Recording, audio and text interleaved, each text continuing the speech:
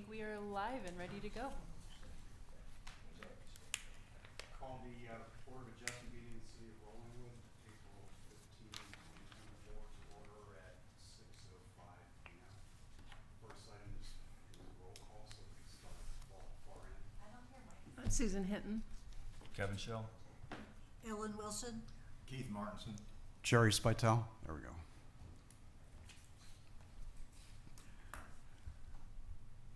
Next item of business, if there are public comments unrelated to items on the agenda.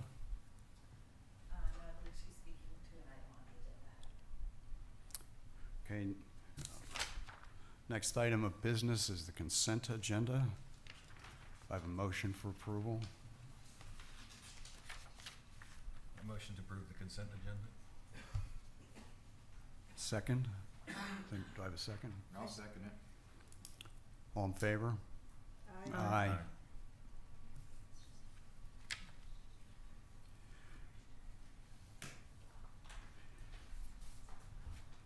Next is the regular agenda.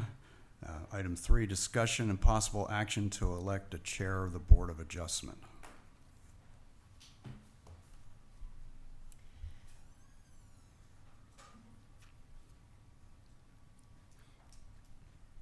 Well, somebody nominate somebody. Should we rock, paper, scissors for this, or what should we? Not it. Put it that way. Whoever it is, I will say we will absolutely help ahead of meetings, preparation with the agenda. It's not a lot of work. We make it as easy as possible. Not a huge lift, so. Gerald, I would nominate you. I'll second that. Other nominations? I'm willing to serve if in the absence of others. Do we have to vote on it? Yes, would like a vote, please. All in favor, say aye. Aye. Opposed? Okay, All right, unanimous. thank Thank you. you. Great, thanks. The next item on the regular agenda is discussion and possible action on amendments to the Board of Adjustment Rules of Procedure. As we've seen, I can't figure out where it is. Essentially, the City Council has requested, well, maybe requested is not a strong enough word, that all individuals giving testimony before the Board of Adjustments have to be sworn in. Any discussion on this item? I will state that the city council did change the ordinance, so the city's code of ordinances now does require this, so, I believe that, the rule should be changed to be in accordance with that. We have shown in the packet, you can see the ordinance where the city council did approve that change. You have also in front of you both, the red line version and the clean version of that, rules of procedure. So I'll start discussion. I'm okay with this. I like the idea of people telling the truth. I think we're all cool with that. But I have a procedural question of, can we do this in a way we can just group swear in everyone versus having to swear everyone when they get up to the Sure. whatchamacallit? Yeah, that's acceptable.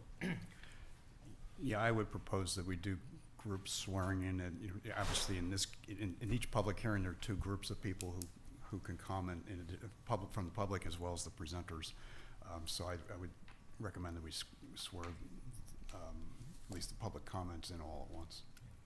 I watched the City of Austin, some of the City of Austin meetings earlier today, and they just do it at the beginning of the hearing section. They just have everybody stand and do it all at one shot, so that's. Oh, well, we can do that too, if you just, if the board is okay with that?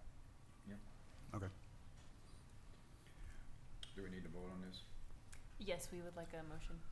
I would move that we accept these changes to number item 8 here, related to people having to swear in before they give testimony. Do we have a second? I'll second. Or it's actually item 9 on it. Any further discussion? Hearing none, all in favor? Aye. Opposed? Unanimous.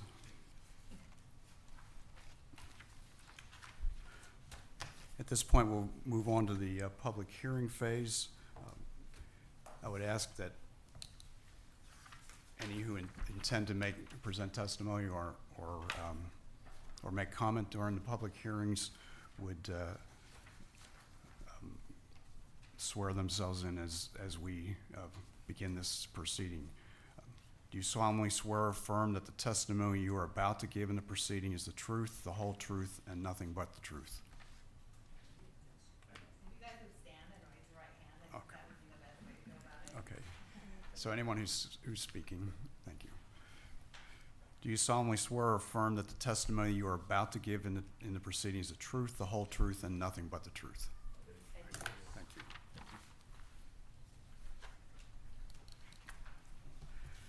We're at item 5 on the agenda, public hearing, discussion, and possible action on a request for a variance under section 107-492 of the city's Code of Ordinances to reduce the depth of the rear yard from 20 feet to 10 feet at 2409 Vance Lane in order to construct an accessible bathroom and bedroom on the first floor of the main structure and construct a pool. Before we open the hearing, are there any requests for postponement or issues of standing that anyone would like to raise? Hearing none, we'll proceed. The first presentation is by Rolling Woods staff. All right, so in your packet, there is a staff report for this item. Let me get organized here, I'm sorry. We received an application for a variance from the owners and the applicant for 2409 Vance Lane. They are requesting a variance from 107-76D of the city's Code of Ordinances, which is the minimum required depth and width of yards. The application is in the packet, along with a letter from the applicant.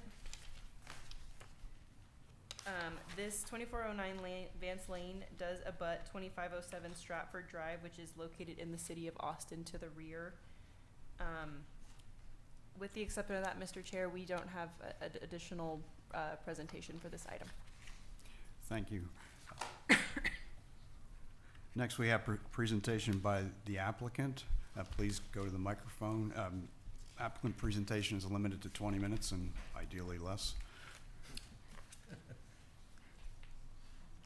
Hi. Is that working? My name is Karina Cole. I am an architect in Austin. My firm is Restructure Studio, and I am here on the behalf of Erica and Kurt Lanzavecchia, the owners of 2409 Vance Lane, and can walk you through the application and the reasons we're requesting this variance. As stated, we're requesting a reduction of the minimum depth of the rear yard from 20 feet to 10 feet. And the variance arose, this request arose from the need to provide an accessible bathroom and bedroom for an aging parent who cannot climb stairs. All of the existing bedrooms and full bathrooms in the house are currently on the second floor and can only be accessed by a full straight flight of stairs with no intermediary landings. If you guys have the exhibits that were submitted, if you can look at Exhibit A, that's where we show the floor plan of the home, the first floor and the second floor. And you'll see that on the first floor there is a powder bath, but no full bath, and also no bedrooms. And you'll also see that to access any of the bedrooms or bathrooms in the house, it's a long stair with no landings for rest. And so when I was first engaged by the Lanzavecchias, I was looking to determine the best location for this additional bedroom and bathroom for the aging parent. And on the property, they're on a corner lot, and so there are 30-foot setbacks on both Vance Lane and Riley Road, which does eat up a fair amount of the property. And so it was determined that the best place for this addition would have to be the backyard. That was the only place where there's enough room to add that much square footage for an additional bedroom and bathroom. And you can see that on Exhibit B1, if you look in your packet. The property also has a lot of slope to it. Again, on B1, the lines may be a little bit faint, but you can see the contours listed at the top. The highest point is on the eastern side of the property, near the living room, and then the lot slopes down from there towards Riley Road. So yes, so when we were looking at where we should place this guest suite, we was looking at a lot of different factors. We needed to obviously connect to the home. The rooms along the back of the home are the living room, the kitchen, a pantry, and the garage. So the most natural place to tie in a guest suite that would be accessible for a parent would be through the living room. The garage is actually half a level down. There's steps down to the garage, so that would not be an easy place for someone who has trouble with stairs to get to an additional guest suite. And so that was where we determined, okay, the living room is the most accessible way to tie in the new guest suite. And so when we were looking at this, we realized that it would severely, if we just plopped the guest suite right along the back of the living room, it would severely restrict the natural light in that part of the house and also prevent any direct access from the living room to the yard itself. And so if you look at Exhibit B2, you can see the living room, again, is the highest point. It's the easiest place to step out. If you had to get out to the backyard from the kitchen or the pantry or the garage, there would be a lot of steps to do that. And so what we determined is that the best place for this addition would be in the eastern corner of the lot. And so in order to, and then what we're proposing is that we would, to allow for light to come into the living room, as well as to allow for access to get directly out to the backyard, so that you wouldn't have to go through a guest suite. Like, for example, they have children who live at this property, and if we put a guest suite right off the living room, there wouldn't be an easy way for the kids to get out to the backyard. They'd have to go down through the garage to get out. We're also trying to maintain visual access, so that if the kids are in the backyard, it's easy to keep an eye on them and watch them. And so that was why we're proposing that we put in a gallery to be able to separate the guest suite from the house, so that we can still have access from the main living area of the house directly to the yard, as well as light where it doesn't become too dark in the living room. And so in order to accomplish this and to maintain a reasonable amount of yard space in the back, we're proposing that we reduce the rear yard setback from 20 feet to 10 feet as shown in the proposed site plan. This would allow us to fit a reasonable sized guest suite for an aging parent and possibly a caregiver. It would provide access to the yard through the only accessible part of the house on the back, through the gallery, and we would also be able to maintain one level, possibly a ramp if we needed to get access from the main part of the house to the guest suite. And then, as was pointed out earlier, the property is located at the very edge of the city of Rollingwood. If you look at Exhibit D in your packet, you'll see Vance Lane is highlighted, 2409 Vance Lane is highlighted in red. And then the property immediately to their rear is a City of Austin's owned property that already has a 10-foot rear setback. And so we felt that the neighbors would not be injurious to the adjoining property to reduce the rear yard setback from 20 feet to 10 feet. As that would already match the conditions that they already have. And I'm happy to answer any questions or review any of that. Yeah, we'll ask questions later. We just have to let other people Sorry, know. I don't know the process. And so you're finished with your presentation now? Yes. Thank you. Do we have comments by neighboring parties, that is, people living within 250 feet of the house?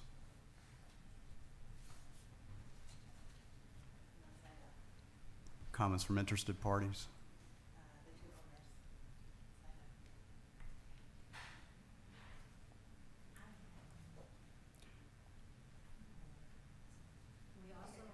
Well, if you're gonna comment, you need to go to the microphone, but you're not obligated to comment.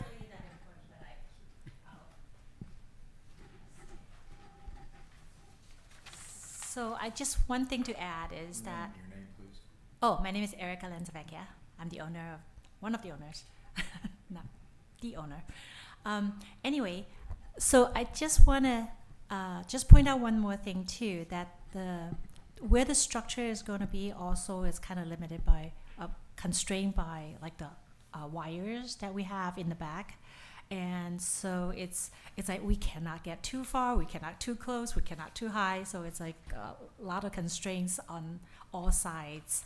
And Karina has done a great job of, like, we try to like put it everywhere else in the yard and try to get access from the house to the location. We tried it on the Riley side, we tried it on a lot of different sides, but because of the slope, the setbacks on both sides, the wires, and there's just leaving us, kind of very little room except smack right behind the house, which is impacted a lot for just from the property value and from just the accessible point of view from the house. So anyway, that's it. Thank you. Thank you. Any further comment from staff? No. Questions from the Board of Adjustment members? Have you all talked to the neighbor back on Stratford yet about this? I tried to. Microphone, please. Sorry, it's being recorded, so we need you at the mics. Okay, so I don't really see my neighbors that much, like coming out in and out. We have met them, and they're a really nice couple. It's an older couple. Their kids already gone, and they seldom use the yard, to tell you the truth.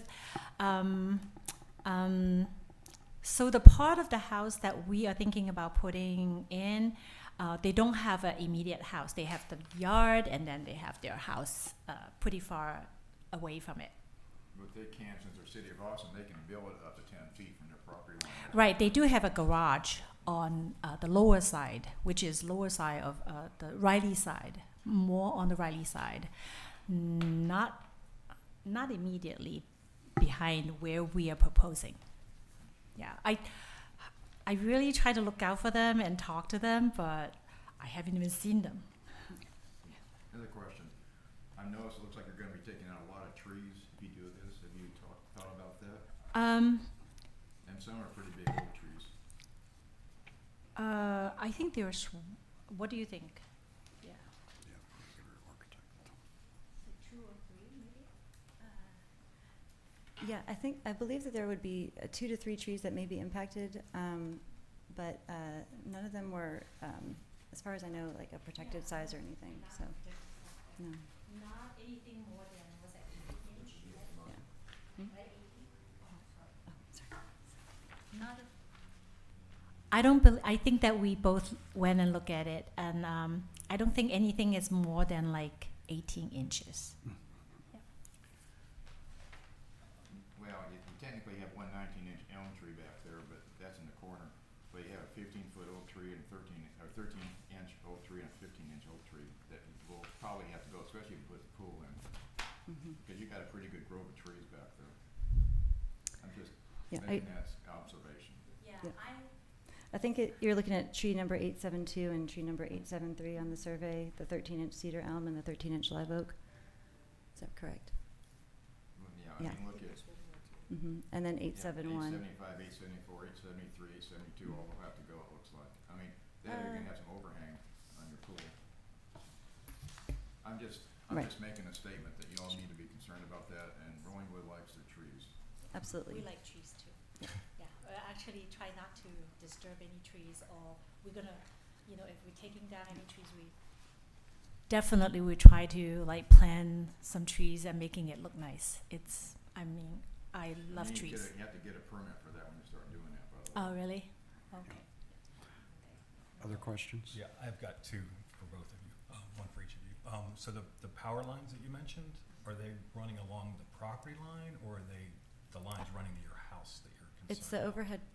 Erica was referring to the overhead power lines from Austin Energy that run along the rear property line. I've already done an evaluation of those. I did not submit that with the materials because I didn't believe it was required, but would be happy to submit the supplemental information if needed. But the location that we're proposing for the guest suite would be in compliance with their requirements for a 15-foot diameter from the lowest wire. Okay, and are those in the, or I can't see if it's on here, what's the utility easement? back there? Yes, if you, let's see here. Actually, if you look on the survey, along the rear property line, you'll see the dash lines, and there are some lowest wire elevations, closest wire elevations called out on the survey. Yep, thank you. Yeah, I see that. And it shows that, the easement looks like in the very back there, Mhm. and it's probably a 10-foot easement that I would suspect. I've seen it more. It wouldn't be more than 10. I Wouldn't be guess. more than Right. 10. It might even be less. All right, and then the last question I have is, when you looked at when you researched these setbacks, the way I understand the code, because I have a corner lot that abuts to another corner lot where the backyards. Okay. I believe that there's a 20-foot setback, not a 30-foot setback on the side yard. No, right? that's 30 feet On the street side. on the side.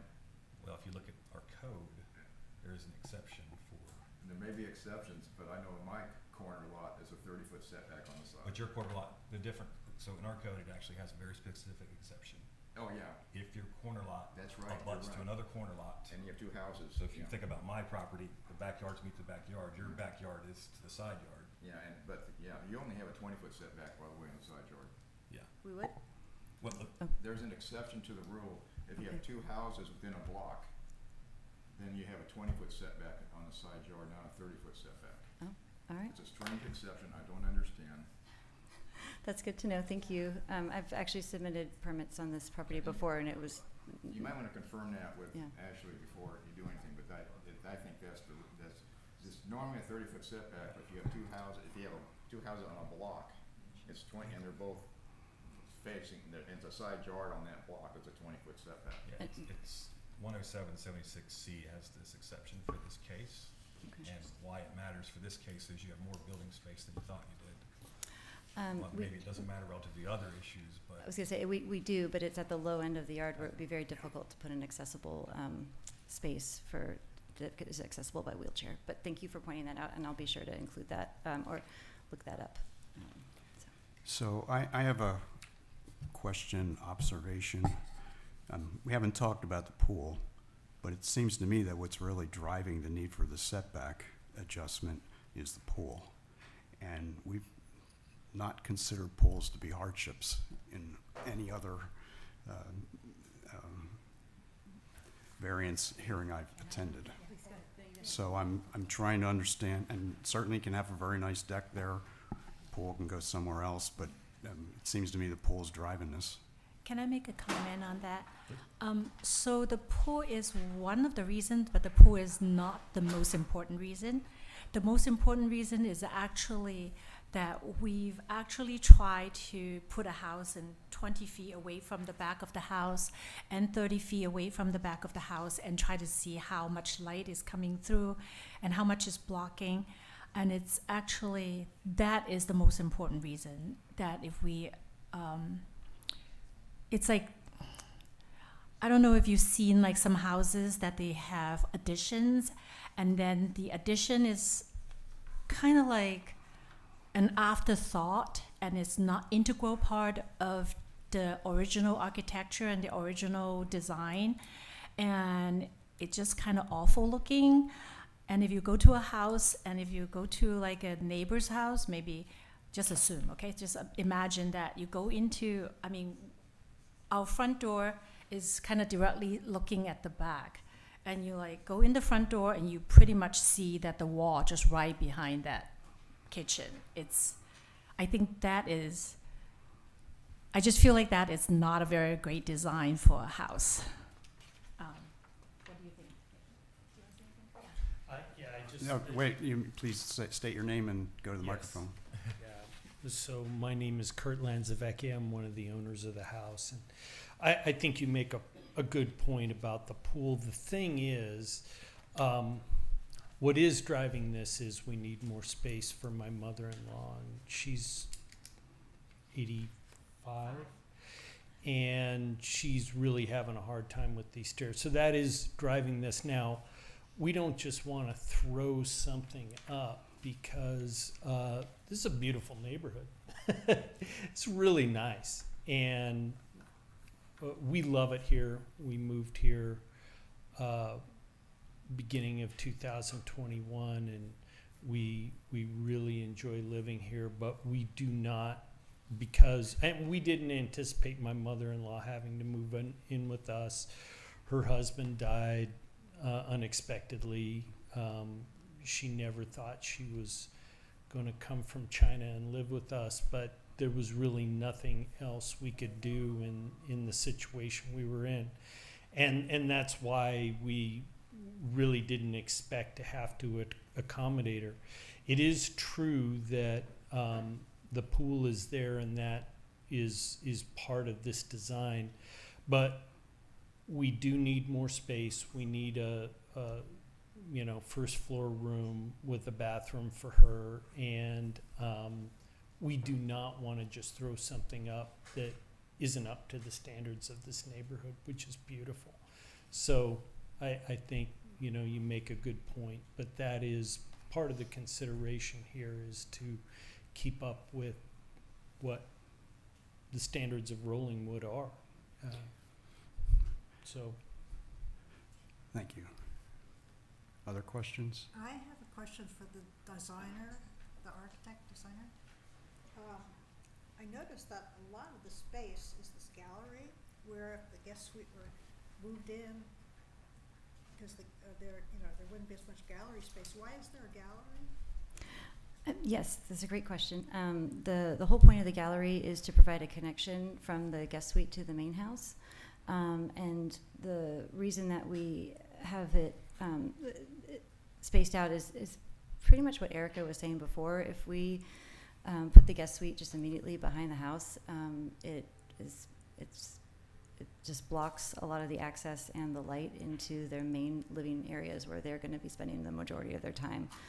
And so the idea behind the gallery is that it would have glass on both sides, so that even though it is connected to the living room, it still provides light and views and a connection from the main house to the backyard. And you couldn't rotate the guest suite into that gallery space, like a 90-degree rotation? Yes, ma'am. If we did that, then the guest suite would be abutted up right next to the living room, and so then we would have no windows along that back side of the living room, and also not a great access from the living room to get out to the backyard. We'd have to walk through the guest suite to get to the backyard, and the whole idea is to give this aging parent some autonomy and a nice space to live.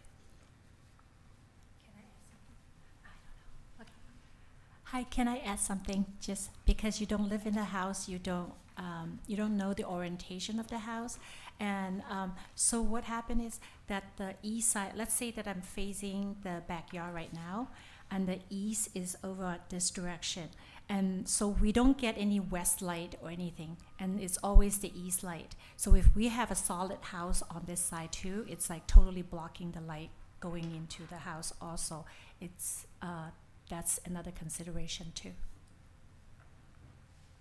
So are the walls in the gallery going to be all glass on both sides, or what? Yes, sir. If you look on the proposed site plan drawing, I tried to label that glass walls for natural light Oh, yeah. with an arrow to both sides. Yes, correct.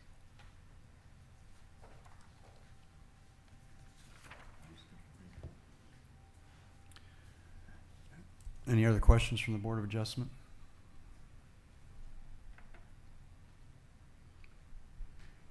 All right, thank you. Thank you. Hearing none, we'll move on to deliberations. Comments from the board?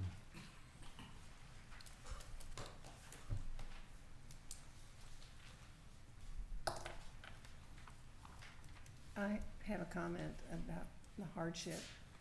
I mean, I understand what the applicant is saying and can definitely, sympathize with them, but as far as the actual hardship, I don't see it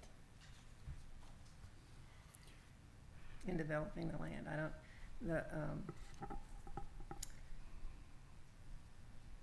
The light and just everything they've said, I don't think the hardship applies. Other comments? the same way, and I do feel that, I mean, I'm in a similar situation, so I can appreciate the elderly parent. But the problem I have with this, other things that we see is there's a lot of buildable land. So the pool could be adjusted, oriented. You've already decided you're willing to take down trees. So you've got more space to move the pool a little bit to give yourself more room to build something. And that's unfortunately one of the things that we have to consider, are what are the possible alternatives. And so that's where I'm also struggling with the hardship when there's that much space. Well, I'm thinking that it's a beautiful plan, but just not a big enough lot. You know, it's fairly nice. And I'm hoping, I don't think this would work, just because it is going back so far and there's a lot of space. So I would hope that this designer, who seems to be very good, can somehow do something to bring in more light where they think light should be, and maybe more windows somewhere, or movement. That's what I have to say. Okay. Yeah, again, as I mentioned before, it seems to me that even if you brought the house into the setback line, you still have a pretty good sized deck there. It's at least 20 feet. And so just in deference to how we've treated other people related to pools, I just personally, I don't see how I can agree to move forward with this variance.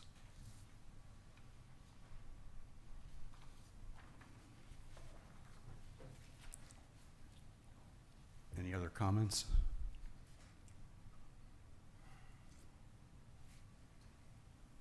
How does a motion have to be worded? In the affirmative?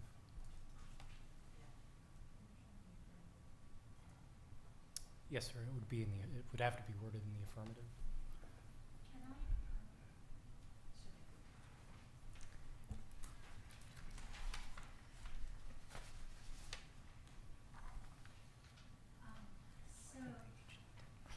Is that okay? I understand your hesitation, and I want to also just bring to you that when we are considering this, and there's like, well, we either move out of this house and try to find a different house, or we try to make this work.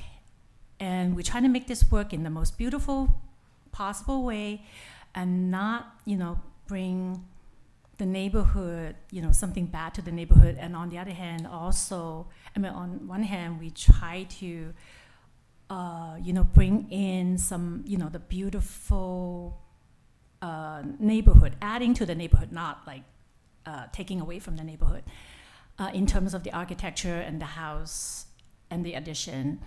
And the second thing is that, now that we also know that it's only 20 feet setback from Riley, we actually look at the possibility of building a separate structure there, which may not probably need any kind of variance. However, then how is my mother going to go in and out between the two structures?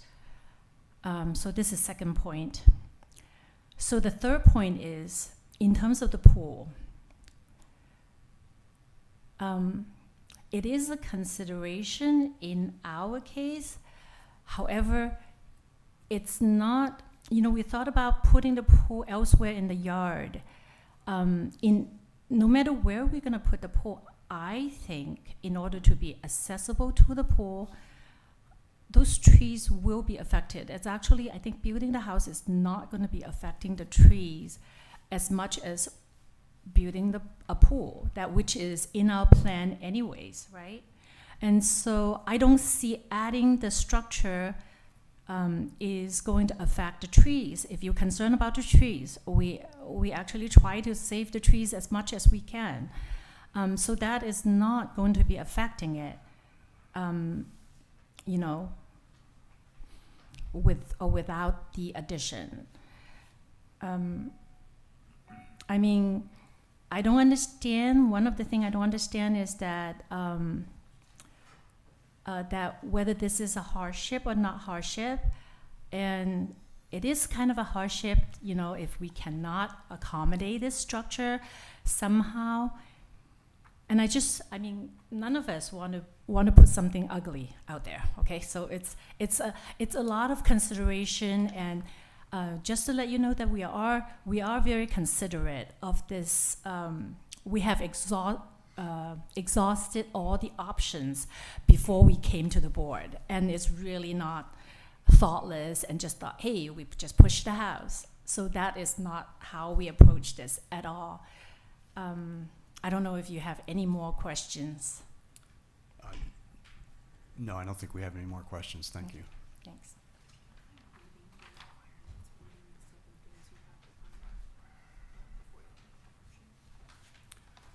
Okay, I'd like to remind the board of the findings that we would have to, the 7 findings that we would have to be in agreement with. Number 1, a special individual reason makes the strict application of the zoning ordinance impractical.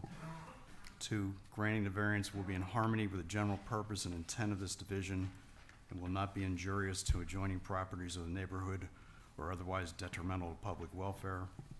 3, granting of the variance will not be detrimental to public health, safety, or welfare or injurious to the property in the area.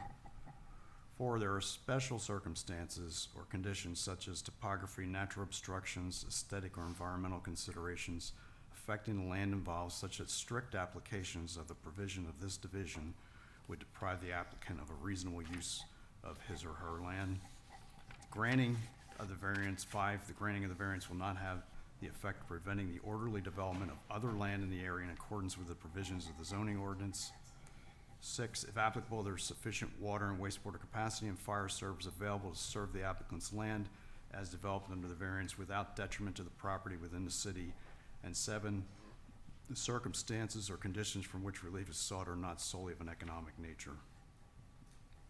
All 7 of these must be in the affirmative for us to grant a variance.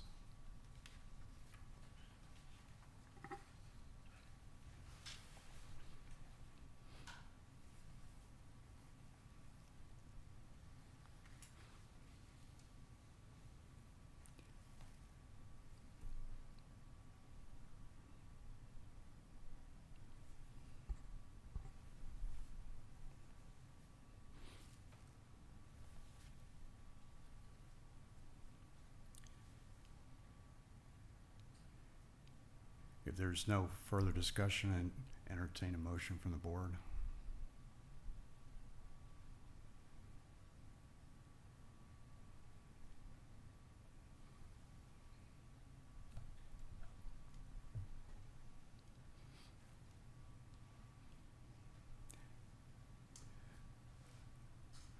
Well, since things have to be in the affirmative, I will get things started. I move that we accept the variance as proposed. How do you want to do the vote? Oh, second. Second, any further discussion? Okay, we need a roll call vote.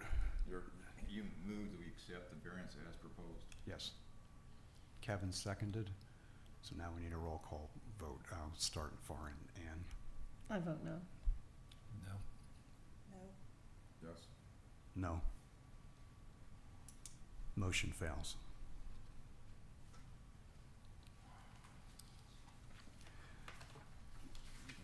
That ends public hearing on item number 5. Item number 6 is public hearing, discussion, and possible action on a request for a special exception under section 107-491A1 of the city's Code of Ordinances permit the reconstruction of a non-conforming driveway at 322 Park Hills Drive. Mr. Chair, I need to recuse myself.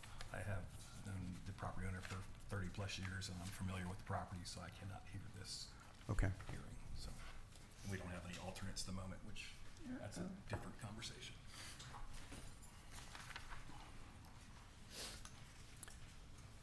Before we open the hearing, are there any requests for postponement or issues of standing that anyone would like to raise? Mr. Chairman, what do we need to actually go forward with this? How many people do we need on the board? We need four, we need, Oh. but we need four yes votes in order to advance any proposal. Thank you. Presentation by staff. All right, so Steve and Norma Marcy are the property owners of 3220 Park Hills Drive. I will say throughout the entirety of the staff report, they are both considered the applicants and the owners of this property, so I may use applicant singularly, but that it means that both is used to mean both applicants. I'll just give a little bit of brief history of this project. In July 2021, the applicant applied for a building permit for the construction of a single-family residence. The permit was issued in October 2021. The approved plans for the new residence included the demolition of the original non-conforming driveway and the construction of a new driveway shown on the plans to be in compliance with the code. It turned out let me see, it was in April 2023, staff did a inspection of the driveway and it was found to not be in compliance with the city's code. It did not meet the requirement that each driveway shall be located at least 5 feet from a side lot line. I won't go through the entirety of the staff report. We have discussed this with the applicant and this have looked for additional remedies, and unfortunately this is the only option, would be to come to the Board of Adjustment for this special exception. At this time, we would just turn it over to the board for review of the facts, and of course the applicant would be giving their presentation. Okay, presentation by applicant, please. 20-minute limit. Good evening. I'm Steve Marcy, one of the owners of 3220 Park Hills, the property under consideration for this special exception. First, we'd like to thank you all for your service on the board. We know the city can't function without people such as you. We deeply appreciate you devoting your time to such an important role. We've been advised not to waste your time by repeating the facts of the matter, which have been spelled out in the information in the meeting packet. But we've been told that it might be helpful for you to have a little bit of the history. We've been residents of Rollingwood since 2010. We used to live up here on Pickwick, but we outgrew our house on Pickwick as we knew that eventually my mother would need to come live with us, and there was no possible way to add a bedroom on the ground floor, so we began looking for another home. We found 3220 Park Hills. The original intention was not to rebuild that home. It was a very attractive home. The intention was to remodel it. In fact, we engaged 2 different architecture firms, one of whom was the architecture firm that did a remodel project for the folks that sold it to us.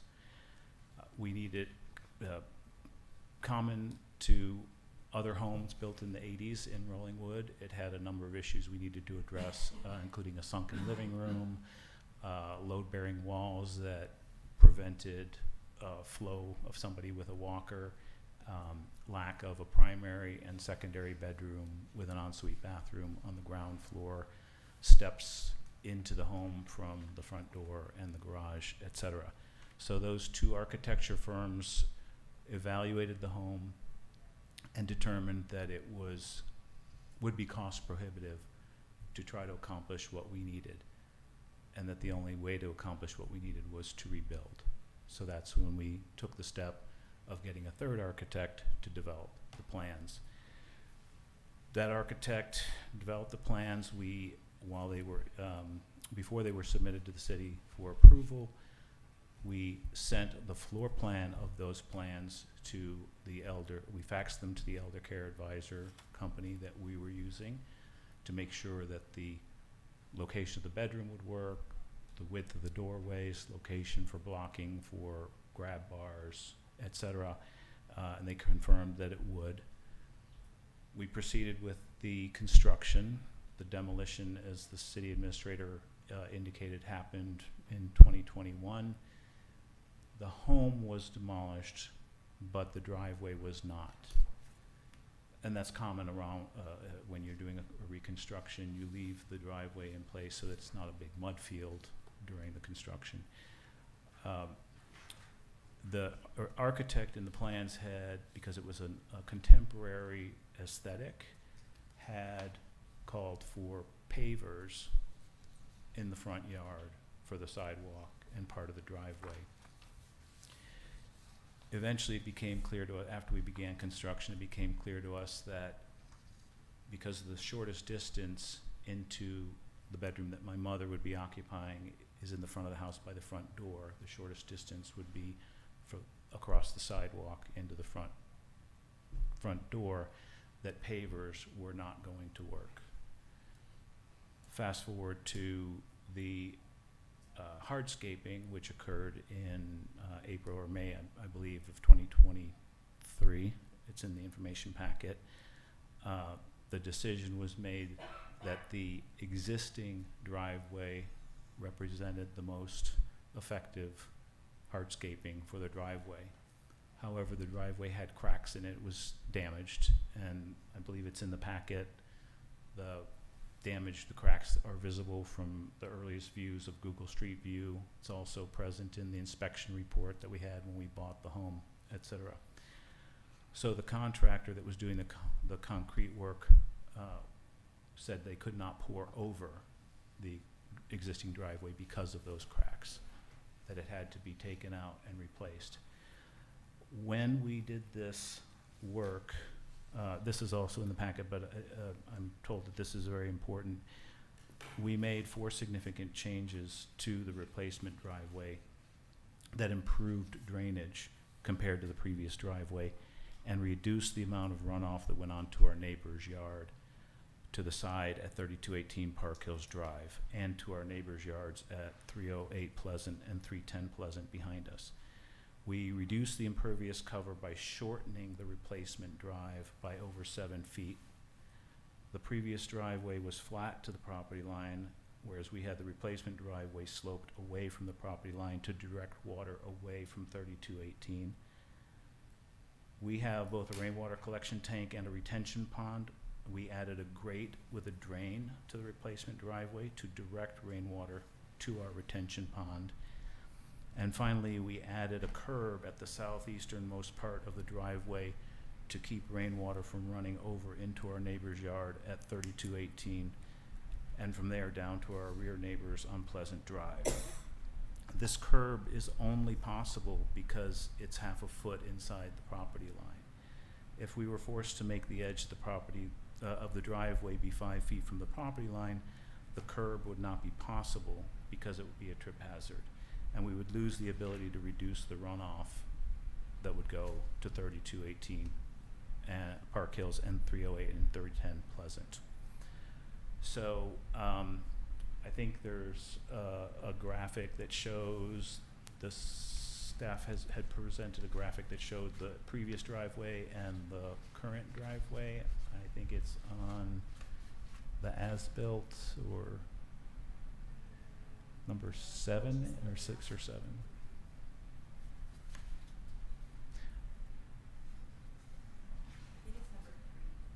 Three? Oh, yeah, you're right. Yes, so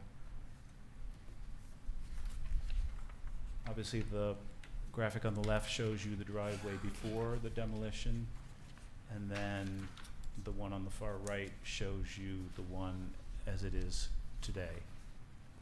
So you can see that it has been shortened.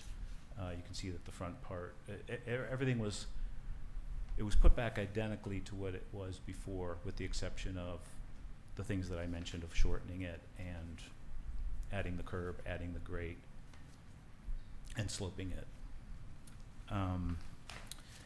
The other thing I was advised to discuss was a little bit about hardships.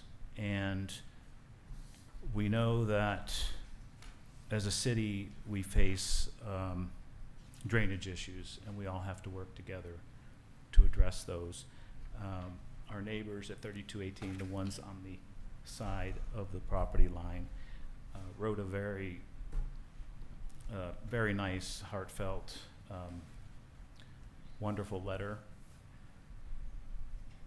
explaining how grateful they were that we went to the added expense of making these improvements to improve the drainage from their standpoint.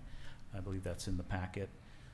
But a second hardship is the one currently faced by my mother. She is the other property owner. She fell in 2021, and she is 92. She'll be 93 in 2 weeks. That's when she became a part owner of this house, when it became clear that she couldn't live by herself, and she would come live permanently rather than just come visit occasionally. I was able to move into the home in June of 2023 by virtue of our temporary certificate of occupancy. The elder care advisor company that needs to do the things like direct where the grab bars need to be installed, etc., they have an inflexible requirement that they will not do their work until the property has been issued a permanent CO. If the board approves this special request, I'm told that we will be issued our CO tomorrow, and the elder care advisor company can begin working their work immediately. If the board does not approve this special request, we're looking at possibly months before the work could be done to remove and replace the section of the driveway in question, and for the city to do its re-inspections for us to get our CO. The third hardship is the noise impact on our neighbors. 5 of the homes adjacent to ours have at least one member of the household who either works from home or is retired and is home during the day. The neighbor at 3218, whose property is on the other side of the driveway in question, they have 3 young children, 2 toddler daughters and an infant son. As one of our neighbors noted in their letter of support, this part of our street has had 2 homes under construction over the last 3 years, resulting in noise, traffic, and dust, and they would, quote, not like to see more jackhammering for this issue. It's partly due to the desire not to have more construction noise, and partly due to the significant drainage improvements we made that benefited them that those neighbors wrote that letter. I guess that concludes the information on history and background that I wanted to offer. Be available to answer any questions you have. Yeah, we'll do questions later. Thank you. Any comments by neighboring parties within 250 feet of the applicant? I'm Tom Farrell, 3223 Park Hills Drive. We live basically across the street from Steve. We are in support, Sandra and I are both in support of this application for a couple of reasons. One, we were there when the Zumwalts built their house originally, which was in 1982, I guess. And this driveway was there. It was a flat driveway, but it was still concrete that was there. Ray put that there to put his boat back in beside the house. There wasn't a rule on the 5 foot at that time. That I want to point out that several other houses on Park Hills Drive in the immediate area, including ours, has driveways within 5 feet. The reason we had originally had the 5 foot driveway requirement was we did not want 2 driveways to be side by side and completely have a concrete, not only the view and the aesthetics of it, but the drainage would come from that much concrete at one place without having it broken up on times. There isn't a driveway next to Steve on this side. The driveways are all they're all on the other sides of both these houses. The topography of Steve's house goes from Park Hills Drive downward, and the topography from Steve's house to 3218, which is the Atlas's house, it drops off. So if he doesn't connect that drainage, they are going to get more water that comes through there. So I think this is very useful for him and his neighbors to do that. And Finally, yes, we would prefer not to have jackhammers going again on the 3200 block of Park Hills Drive. We've had 3 years of it, I think, and I think that's probably as much as we want right now. I think this is a reasonable request that Steve is asking on this. This is not a variance, this is a special exception that he's asking for. And it's very consistent with what we have on houses all up and down Rollingwood, and especially on Park Hills Drive right there. And this, if you look at why we had the 5-foot rule in place, it was to keep two driveways from coming together on that. And this is not anywhere close to having that as a problem on that. So I do appreciate y'all's service, and I do appreciate y'all's time. And you won't have any water when you go home. Thank you. Other comments from interested parties?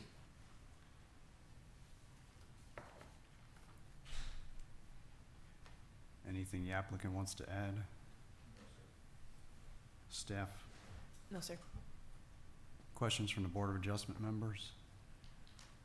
I have a question. This, to me, is, why didn't Steve ask for this before he put the driveway in? Why didn't you ask for the variance instead of asking for forgiveness? I don't know.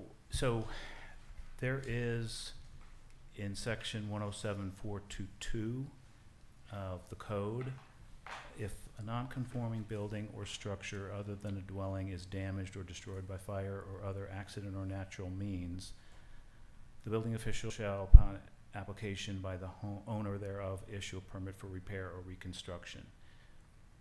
I can't speak for my builder, but in their defense, I asked the development services manager, what kind of permit would that be? And she said, quote, I don't know. So I went to the city website, the My Government Online, which is what we use to apply for permits. It has a drop-down menu for selecting what type of permit to request, and I couldn't get them all on one printout, but I'm happy to provide this to you. I'm sure you don't want me to read them to you, but it's commercial building permit, commercial site plan, curb cut, demolition, electrical. You can see all the choices for yourself. There is not a single one. The only one in this list to me that appears to be relevant here would be a residential building permit, which is what we already had. And so I'm assuming that my builder just assumed we were already covered. It's not an issue of impervious cover because we're at, I think, we're well under the requirement. We're at 30-something%. So I think it was just an issue of, well, we're putting it back the way it was. The code allows that. There's no issue. I could be wrong about this, but once you pull up the driveway, it's not fixing it. It's not there anymore, so you have to be within the guidelines, and just because we didn't have 5 feet before, but we have 5 feet now, that to me is irrelevant. I'd also just like to, if I could just make a quick comment. So there are many application processes in our code that do not go through My Government Online. Variance and special exception applications are one of them. They are things that you can come to City Hall and request. And from my understanding of this request, once we were approached about it, the driveway was already removed and reconstructed, and staff's response was that we do not have a process for retroactively approving what 107.422 talks about, which is city staff, which is staff being able to approve the reconstruction of a damaged structure. But we've seen pictures of the old driveway. What I'm saying is once, I guess, at least once I became aware of it, it was already done. It had already been reconstructed and the new one built. And so we don't have a process for issuing a permit retroactively to allow that to be reconstructed. It was not applied for beforehand, if that makes sense. I've been wondering why it's permitted without that additional concrete to the to the property line, and yet the additional pour has been made. And so how can it be justified that it was poured down when the permit didn't show that it was allowed? I'm not understanding the question, I'm sorry. Well, when I'm looking at this permitted site plan, it doesn't look like it shows that additional piece that goes all the way to the property line. Correct. Yeah, that's, That was because the original architect's plans were to have an aesthetic that was those pavers. Because he wanted to have, it's a second picture there? This one? Yes, correct. Yeah, the permit So one. he wanted to have an aesthetic that was contemporary. But then when the elder care advisor company highlighted that that wouldn't work for somebody with a walker, No, wait, so you're saying the permitted plan, the driveway wouldn't work for somebody with a walker? Is that, I mean, The- I really feel for people who have to take care of their parents, I know, but I don't understand why the driveway as it is wouldn't work. may I approach the television? sure. So, my mother's bedroom is here, and the front door is here. Actually, the entrance to her bedroom is here. So the shortest path to her bedroom is this way. Aside from having to go through the garage back here, sorry, and then this way. So once the elder care advisor saw that, they said, that's not going to work. That needs to be The steps. a solid, flat surface Uh, instead of pavers that have breaks within them. Otherwise, she would trip. yeah. Okay, but that's not the thing we're talking about as far as I can understand. I mean, I thought we were talking about the additional piece of driveway that goes to the end of the side of your property. That is one part of the driveway. Once it became clear that having pavers that it needed to be a solid surface, that's when we looked at it and said, well, that's what the current driveway is, a solid surface. So we should just keep the current driveway as it is. But because of the drainage issues that Tom Farrell just highlighted, we said, well, we can improve it by shortening this, putting a curb here, putting a drainage grate here, and sloping it. To your point about, once you pull it up, the code does allow for the repair and reconstruction of a non-conforming structure that is damaged. And that's what we did. And in doing a reconstruction, that involves taking out the non-conforming structure and then putting it back. And that's what happened in this case. Yeah, I mean, but the key point here is you're supposed to have approval before you do it, not after the fact. And I think that's one of the things we're struggling with here. Yeah, I mean, it seems to me, plans and specifications are an agreement among all parties to what's going to be constructed. And if there's a change, there should be approval prior to changes. And I get it that the concrete that's in there is better in terms of drainage than the stuff that was there before. But what we don't know is the original design had pervious material there, so that would presumably even be better than having impervious additional concrete. No, it's concrete, they're gonna. No, but what I'm saying is there was concrete before, and that was impervious. They replaced it with impervious, but if it had been built as designed, it would have been pervious Yes. cover and presumably better at that. I guess I'm also concerned that I presume that the stormwater design was based on the approved plans and specifications. So now the actual as-built has substantially more pervious cover, which makes me wonder whether the stormwater system design and build is adequate. Well, to answer that question, the city did ask for updated drainage plans, which we provided, that confirmed that it is still within, I think, the impervious cover and the flows still conform to the plan. I think the point of, I understand your issue, which is we should have checked first before doing the work. I believe at that point, then the city would have said, okay, well, then we need a new drainage study, which we did after the fact, but we did, and demonstrated that it does conform to all the requirements of the Code of Ordinances. So, yes, it got done out of order, but it still meets all the city's code and requirements in terms of drainage and everything else that is, I think, the purpose of why we would have it in that order. Well, I mean, from my perspective, you had a non-conforming structure that you wanted to remove before and reinstall. Before you could have approval to do that, this board would have had to have acted, and this board was never approached. Ashley, do you agree with that the stormwater system is sufficient? Does the city agree with that? I would need to check out what the engineers have approved. Do we have a approved drainage plan for this project yet? With the new, I'm sorry.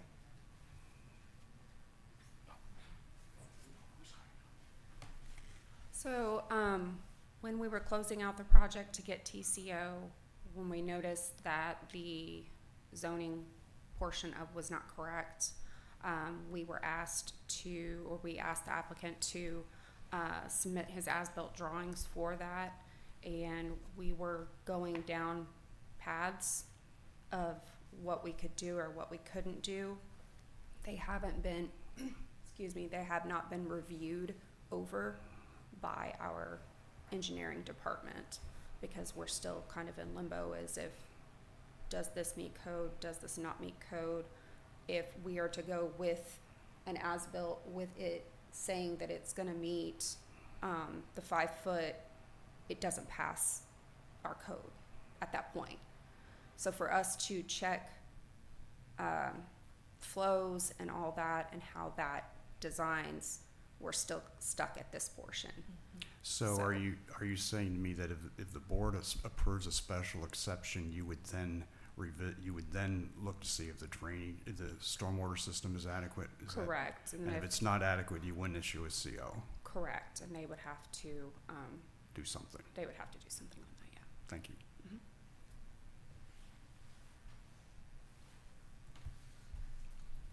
Let me throw out two cents in here. First of all, the problem I see, Steve, is you had a plan for one type of side driveway and ended up putting another type of driveway. Now the original driveway looks like it wouldn't meet the special exemption if it is falling apart, and you're just, basically it says if we consider that a structure and it's been damaged by fire or other causes, it can be replaced as long as it just is that structure. So that would seem to meet that, although we don't see it, we don't know what it was like. But on top of that, Tom alluded to this. If you drive around Rollingwood right now, there are a lot of driveways that are within 5 feet of the property lines, if not on the property line. Just around the corner from where Steve lives, there's a brand new house that has it almost like 2 feet from the property line. So it's been done everywhere throughout Rollingwood. And my soapbox, I don't understand why Steve's being called on this when everybody else, I mean, I see turnoffs made with gravel up against property lines in some houses. So, I mean, I think we need to be consistent. If we have a rule, let's follow the rule. And we don't seem to be following the rule all the time. Keith, I agree with that we don't follow the rule, and I'm pretty much of a rule follower. So I think the rules need to be followed, or why have ordinances? You know, if people get away with them, you know, I don't think that's right.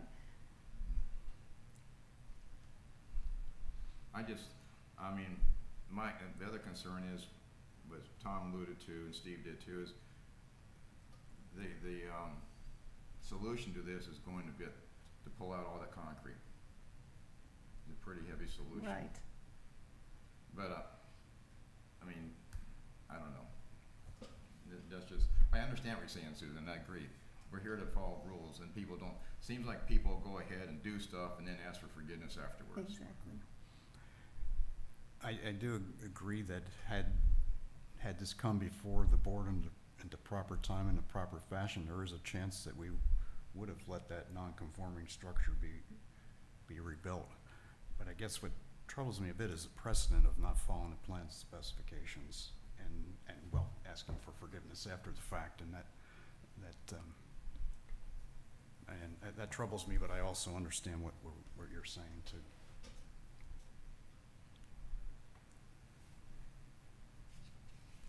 Well, Well, I'm sorry, can I just, I think that your point that I've heard more than one of you make is that the right order was not followed, that this would have been permitted, the code does permit it.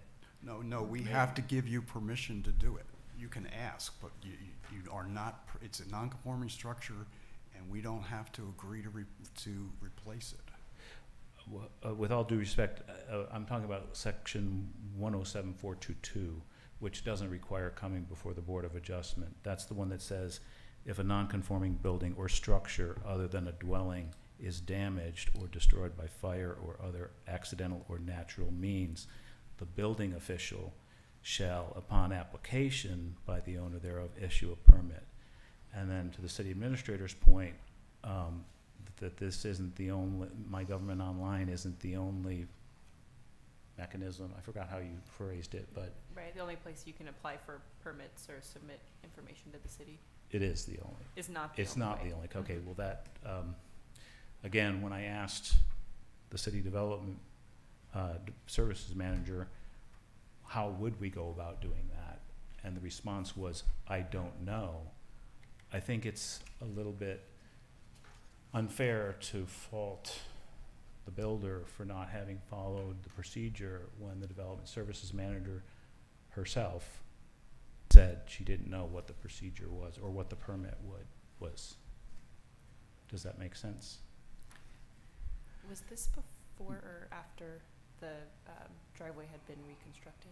This was after, After. but that was when I was trying to figure out what do we do now, Mm-hmm. and came upon this, or was pointed to this, and then asked. So I was trying to figure out what do we do now.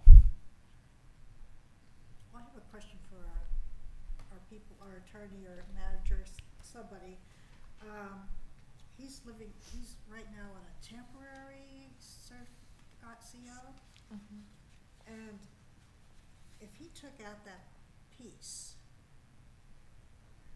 how long would it take to get the permanent? Like, would it be like the next day, or would you have to go through months or something for him to get that permit? Cause I understand his mother having a problem there. But I'm sure there'd be at least a couple weeks at to. least from when it's out.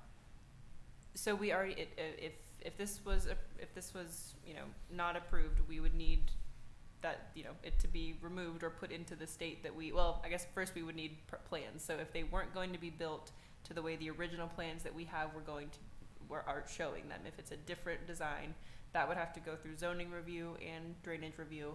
And then ideally, if it passes on the first run, we're probably looking at a month, before they can start Like the planning and zoning commission you're talking about, or a different kind of? It's our zoning review, so it would be reviewed for compliance with our zoning code and then also for compliance with our drainage code, and that all goes to engineers. So we would need the new plans. If they don't match what we currently have, they would go off to review. Once approved, they could start the construction.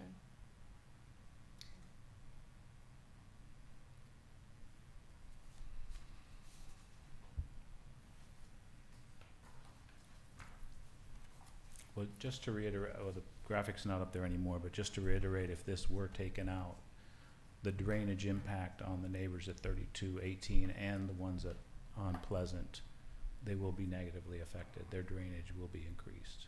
The runoff onto their properties will be increased. And we'll still be under our impervious cover.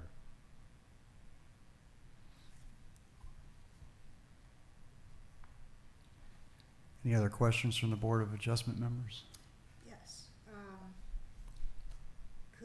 Could you have in the past, before putting in that additional concrete, could you have adjusted some kind of drainage issue with the permitted site plan? Like when you're pouring the new driveway, is there something you could have done to alleviate drainage problems, or was it only because of this extra poured piece that the drainage issue is no longer a problem? If I understand your question, is there anything else we could have done that would have improved drainage other than the way we have designed Yeah. it? Well, again, because the curb prevents any water from going over to, this is 3220, obviously, this is 3218. So the purpose of the curb is to keep the runoff from going over to 3218. But we can't have that curb if we're forced to keep 5 feet from the property line, because somebody walking there would trip over it. I mean, it's already sloped here. The slope is basically this way to try and push the water that way. So taking away 5 feet will theoretically, I don't know what the impact there would be, but I mean, it was at our expense that we did these things to improve the situation, the runoff situation and the drainage to the neighbors. But taking away 5 feet is going to, there's no way that it won't increase the runoff to 3218.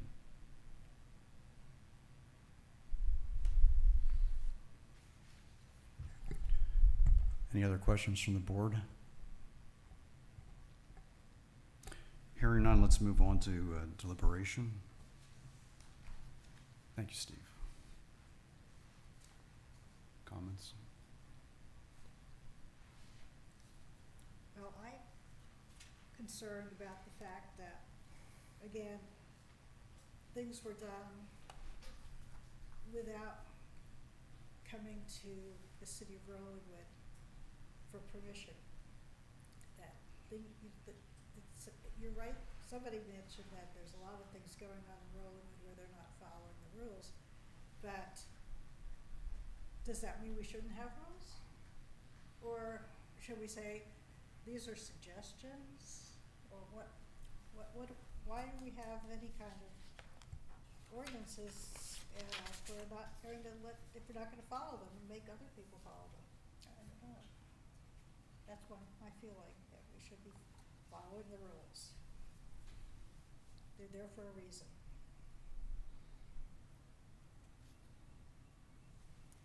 Other comments?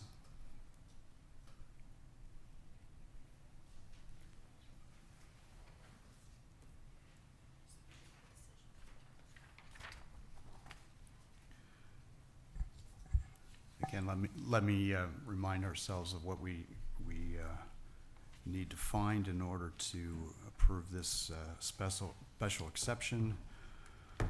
Number one, the Board of Adjustment is empowered under Chapter 107 of the city's Code of Ordinances to grant the special exception. Number two, the public convenience and welfare will not be substantially or permanently injured in granting of the special exception. And three, granting of the special exception will not adversely affect the public health, convenience, safety, or general welfare. All three of these things have to be in the affirmative for us to approve the special exception.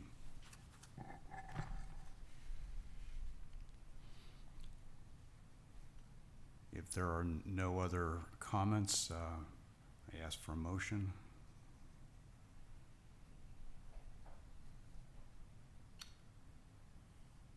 I would move we accept the special exemption.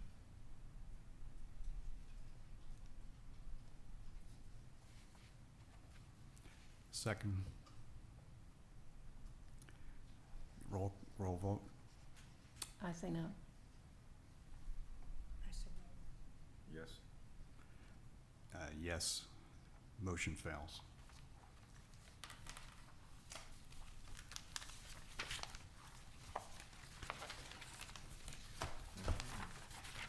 I think there, so, One more motion. to can I adjourn. get a motion for adjournment, please? Yes, I was trying to find one. I move we adjourn. I'll second. All in favor? Aye. Aye. This meeting is adjourned, 7:25 PM.